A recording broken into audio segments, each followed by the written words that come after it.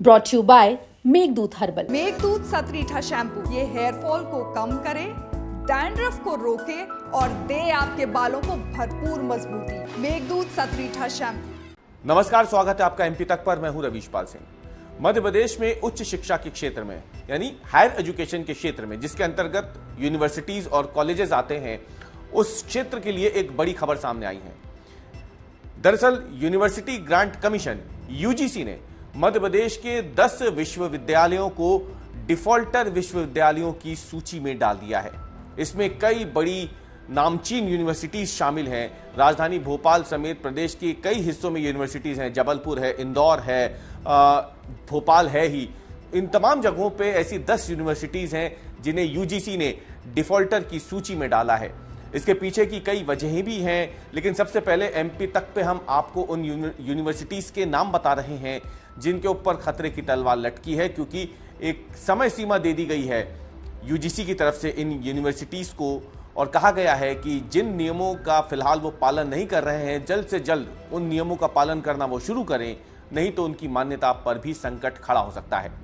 सबसे पहले हम आपको उन विश्वविद्यालयों की सूची बता देते हैं जिन्हें यूनिवर्सिटी ग्रांट कमीशन ने डिफॉल्टर की सूची में डाला है।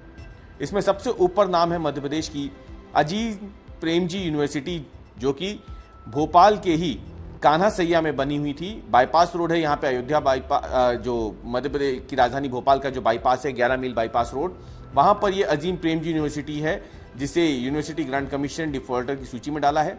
इसके अलावा सीहोर में बनी हुई एक सूची है आर्यव्रत यूनिवर्सिटी, ये भी डिफॉल्टर की सूची में है। डॉक्टर प्रीति ग्लोबल यूनिवर्सिटी जो कि शिवपुरी में है। ज्ञानवीर यूनिवर्सिटी जो कि सागर जिले के राहतगढ़ में है। जेएनसीटी प्रोफेशनल यूनिवर्सिटी जो कि बैरसिया रोड भोपाल में है, लांबाखेड़ा के पास। एलएनसीटी विद्यापीठ यूनिवर्सिटी यानी LNCT campus, Kanadia road, Indore, ये भी बहुत मशहूर यूनिवर्सिटी है, इसे भी डिफॉल्टर में रखा गया है। महाकौशल यूनिवर्सिटी जबलपुर जो कि तिलवारा में है। महर्षि महेश योगी वैदिक विश्वविद्यालय जबलपुर। मानसरोवर ग्लोबल यूनिवर्सिटी जो कि भोपाल के पास सीहोर के बिल्किसगंज में है। और शुभम यूनिवर्सिटी जो भोपाल में ही है, सेमरा शहीद करके जगह है वहां पर। तो ये जो 10 यूनिवर्सिटीज हैं, इनके ऊपर अब संकट के बादल मंडरा रहे हैं यूजीसी के डिफॉल्टर की सूची में डाले जाने के बाद। अब हम आपको बताते हैं कि दरअसल किन नियमों का पालन इन्होंने नहीं किया है जिसकी वजह से यूजीसी ने इन्हें नोटिस जारी किया है।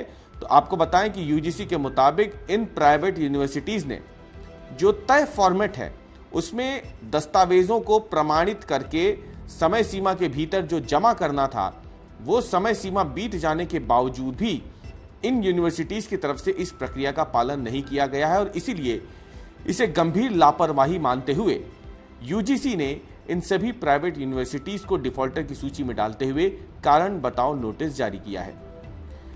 आपको बताएं कि यूजीसी के नियमों के मुताबिक सभी प्राइवेट यूनिवर्सिटीज को, देश की जितनी भी प्राइवेट यूनिवर्सिटीज हैं, उन्हें एक तय फॉर्मेट में हर साल अपने प्रमाणित दस्तावेज जमा कराने होते हैं। इनमें दाखिले से संबंधित जानकारियां होती हैं, डिग्री की मान्यता, शैक्षणिक गतिविधियां और फैकल्टी की तमाम जानकारियां इस तय फॉर्मेट में यूजीसी को जमा कराना होता है। ये एक ऑनलाइन पोर्टल के जरिए जानकारी दी जाती है। लेकिन जब यूजीसी ने इन विश्वविद्यालयों की आधिकारिक वेबसाइटों की जांच की तो पाया कि इन विश्वविद्यालयों की, जिनको नोटिस दिया गया है, कि इनकी वेबसाइट पे कोई अपडेट कई बार कहने के बावजूद नहीं हुआ है। ना ही यहाँ पे पाठ्यक्रम की कोई जानकारी है इनमें से कई यूनिवर्सिटीज़ में, मान्यता, फैकल्टीज, फीस स्ट्रक्चर और तमाम जो दूसरे एडमिनिस्ट्रेटिव डिटेल्स होने चाहिए वो यहाँ पे नहीं दी गई है। और इसीलिए यूजीसी ने चेतावनी दी है कि विश्वविद्यालय यदि नोटिस जारी करने के बावजूद भी नियमों का पालन नहीं करेंगे तो उनके खिलाफ कड़ी कार्रवाई की जाएगी, जिसमें विश्वविद्यालय की मान्यता निरस्त करने से लेकर अगली प्रवेश प्रक्रिया रोकने तक के कदम उठाए जा सकते हैं। अब इस चेतावनी के बाद माना जा रहा है कि इन सभी यूनिवर्सिटीज ने धीरे धीरे अपने डाटा को अपलोड करना शुरू कर दिया है। ये चेतावनी यूजीसी की तरफ से 25 सितंबर को जारी की गई थी, जिसके तहत इन सभी यूनिवर्सिटीज से कहा गया है कि तय फॉर्मेट के मुताबिक वो सभी जानकारियां अपनी यूनिवर्सिटी की वेबसाइट पर अपलोड करें।